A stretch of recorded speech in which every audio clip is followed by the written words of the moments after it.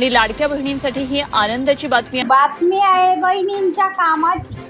सरकारकडून महत्त्वाची अपडेट आहे। नक्कीच चॅनलला सबस्क्राइब करा। जर तुमचा हप्ता आला नसेल तर हे एक महत्त्वाचं काम करा। जर लाडकी बहीण योजनेचे 3000 रुपये खात्यात जमा झाले नसतील तर घाबरू नका।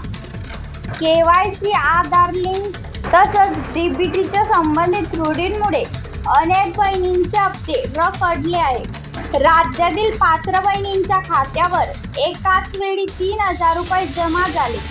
आचारसंहिता आणि KYC मुळे 2 हप्त्यांचे पैसे दिलेच नव्हते। पण मे महिन्यात राज्य सरकारकडून मार्च आणि एप्रिल या 2 महिन्यांचे 3000 रुपये बहिणींच्या खात्यावरती जमा केले जाऊ शकतात। पण लक्षात घ्या, काही बहिणींच्या खात्यावरती लाडकी बहीण योजनेची इन्स्टॉलमेंट जमा झालेली नाही। KYC नंतरही आपल्या खात्यात पैसे का जमा झाले नाही? पात्र असताना सुद्धा लाभ मिळत नाही, असा प्रश्न महिलांना सतत आहे। म्हणूनच त्यावर सरकारने एक महत्त्वाची बातमी दिली। 30 एप्रिल 2026 पर्यंत लाडकी बहीण योजनेचा लाभ घेणाऱ्या महिलांनी KYCची दुरुस्तीसाठी मुदतवाढ देण्यात आली होती। त्यानंतर मे महिन्यामध्ये लाडक्या बहिणींच्या खात्यावर लाभ जमा होण्यास सुरुवात झाली। KYC नंतर राज्यातील 70 लाखांच्या आसपास महिलांचे लाभ बंद झाले। तसंच 1,70,00,000 लाडक्या बहिणी प्रत्येक महिन्याला 1500 रुपयांचा आर्थिक लाभ घेत आहेत। पण काही बहिणी पात्र असून सुद्धा त्यांचे पैसे येत नाही। तर ते काय येत नाही, तर याचं एक महत्त्वाचं कारण आहे। ज्या बहिणींनी KYC केली नाही पण त्या पात्र आहेत त्यांच्या खात्यावरती 3000 रुपये जमा झालेत, पण काही महिलांचा लाभ मिळालाच नाही। पात्र असताना सुद्धा पैसे आले नाही।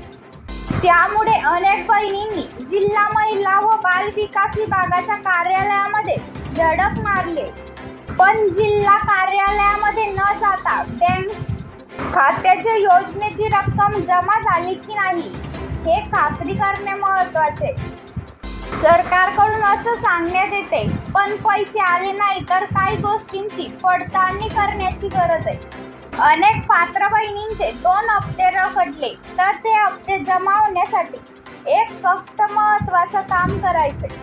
अनेक बहिणींचे बँक खाते आधारशी संलग्न नसल्यामुळे किंवा बँक खात्याची KYC नसल्यामुळे त्यांचे हे 2 हप्ते म्हणजे 3000 रुपये पोचलेच नाही। ज्या बहिणींनी KYC केली नाही त्या बहिणींनी बँकेत जाऊन KYC करावी। नंतर DBT द्वारे तुमच्या खात्यामध्ये ही रक्कम जमा होते, म्हणजेच योजनेचे पैसे।